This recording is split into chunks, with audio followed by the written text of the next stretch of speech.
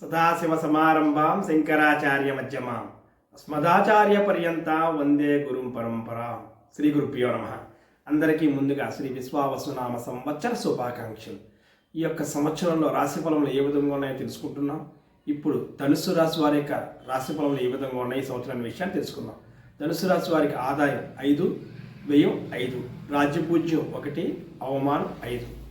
ఈ యొక్క గ్రహగతుల సంచారాన్ని పరిశీలించినట్లయితే శని భగవానుడు చతుర్థ స్థానమందు ఉండగా గురుడు సప్తమ స్థానంలో సంచరించను. అదేవిధంగా రాహుకేతుల సంచారం కూడా వీరికి యోగదాయకంగా ఉంటుంది. ఫలితాలు సామాన్యంగా ఉన్నప్పటికీ వీరు ఆనందదాయకమైన జీవితాన్ని సంవత్సరం పొందుతారని మనం చెప్పవచ్చును. ముఖ్యంగా వీరికి సోదర బంధువర్గం నుంచి ఆర్థికపరమైన సహాయాలు అందే అవకాశాలు మనకి కనిపిస్తున్నాయి. వ్యవసాయదానికి 2 పంటలు కూడా బాగుంటాయి. చక్కటి ఆదాయం వచ్చేటట్టుగా మనకు కనిపిస్తుంది. ఇక వ్యాపార రంగానికి వచ్చేటప్పటికి కిరాణా, ఫ్యాన్సీ, ఎలక్ట్రానిక్ అలాగే తదితర వ్యాపార రంగాల వారికి అధికమైన ఆదాయం సంపాదించుకునే అవకాశం ఉంటుంది. అయితే ఆదాయం సంపాదించినప్పటికీ వారు వ్యాపార అభివృద్ధి కోసం మళ్ళా అధికమైన ఆదాయాన్ని ఖర్చు పెడతారు. అంటే ఆదాయ వ్యయాలు సమానంగా ఉన్నప్పటికీ అవి పెట్టుబడిగా మారుతాయి. కావున అది ఖర్చుగా మనం పరిశీలించవలసిన అవసరం ఉండదు. ముఖ్యంగా వ్యవసాయదారులకి బాగుంటుందని చెప్తున్నాను. ఇక విద్యార్థులకు వచ్చేటప్పటికి తమ అనుకున్న ఫలితాలు పొందడానికి ఇది చక్కటి కాలం కాబట్టి కొద్దిగా శ్రమను ఖర్చు చేసినట్లయితే మరిన్ని మెరుగైన ఫలితాలు పొందడానికి కూడా విద్యార్థులకు బాగుంటుంది. ఇంకా సినీ రంగం, నాటక రంగానికి వచ్చేటికి వారికి బిరుదులతో పాటుగా అధిక ఆదాయం సంపాదించుకుంటారు. ఇంకా రాజకీయ నాయకులు విదేశీ యాత్రలు చేసే అవకాశాలు ఉన్నాయి. అంటే మొత్తమే చూసుకున్నట్లయితే వీరందరికీ ఆనందదాయకం ఉంది. కొద్దిపాటి స్త్రీల విషయానికి వచ్చేటికి రాశి వారికి కొంచెం బంధువర్గంలోని, సోదరవర్గంలోని, సంఘంలోని కొంచెం గౌరవ మర్యాదలు కొంచెం లోటు ఏర్పడే అవకాశం కనిపిస్తుంది. కాబట్టి స్త్రీలు ఆ విషయంలో తగు జాగ్రత్తలు వహించవలసిన. ఇక వీరికి ఆదాయ విషయాలు, సంఘంలో గౌరవాలు, ఇతర విషయాలు బాగున్నప్పటికీ కొద్దిపాటి ఆరోగ్య సమస్యలు కనిపిస్తున్నాయి.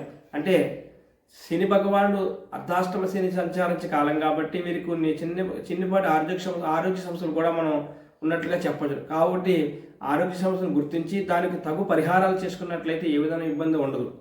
ముఖ్యంగా స్త్రీలు మాత్రం ఈ ఆరోగ్య విషయంలోనే జాగ్రత్త వహించవలసును. అదే పిల్లల ఆరోగ్య విషయం కూడా వీరు జాగ్రత్త వహించవలసి చెప్పారు. ఇంకా వ్యాపారాలకు వచ్చేటికి చెరువులు వ్యాపారం అంటే రొయ్యలు చెరువులు, చేపల చెరువులు చేసేవారు కూడా ఈ సంవత్సరం ఈ రాశి వారికి అధికమైన ఆదాయాన్ని సంపాదించుకునే అవకాశం మనకు కనిపిస్తుంది. ఇంకా భాగస్వామ్య వ్యాపారస్తులు కూడా చక్కగా కలిసి వచ్చే యోగంగా చెప్పవచ్చును. మొత్తమే చూసినట్లయితే ధనుసు రాశి వారికి మంచి ఫలితాలు పొందడానికి ఈ సంవత్సరం మనకి ఎక్కువ అవకాశాలు ఉన్నట్టుగా కనిపిస్తుంది. ఒక ఆరోగ్య విషయంలోనే మళ్ళా చెప్తున్నాను, కొద్దిపాటి జాగ్రత్త వహించినట్లయితే పెద్దగా ఇబ్బందులు ఏమి ఉండవు. వీరి యొక్క అదృష్ట సంఖ్య 3. వీరికి నలుపు, పసుపు, నీలం కలిసి వచ్చే రంగులు. వీరు గురువారము, ఆదివారము, శనివారం ఈ కలిసి వచ్చే రోజు. ఈ కలిసి వచ్చే రోజుల్లో అదృష్ట సంఖ్య వచ్చినప్పుడు ఏదైనా ఒక కొత్త పనిని ప్రారంభించినట్లయితే వీరు మరిన్ని మెరుగైన ఫలితాలు పొందడానికి అవకాశం ఉంటుంది. వీరు శివారాధన, దక్షిణామూర్తిని ఆరాధించినట్లయితే కొంచెం మెరుగైన ఫలితాలు పొందుతారు. అదేవిధంగా వీరు శని భగవాన్ని ఆరాధించాల్సిన అవసరం ఉంది. అర్ధాష్టమ శని కాబట్టి త్రయోదశి తిథి వచ్చిన రోజున శని త్రయోదశి వచ్చినప్పుడు వీరు తైలాభిషేకం చేయించి శనికి నువ్వుల దానం ఇచ్చినట్లయితే ఆ యొక్క ప్రభావం కొంతవరకు తగ్గి ఆనందదాయకంగా జీవిస్తారు. ఈ నేను చెప్పిన పరిహారాలు పాటించినట్లయితే చక్కగా ఆనందదాయకంగా జీవిస్తారని తెలియజేస్తున్నాను. చతుసాగర పర్యంతం గోబ్రాహ్మణ శుభం భవతు. స్వస్తి. ఇట్లు మీ ఐ వెంకట సిద్ధాంతి, శ్రీ గురుపీఠం.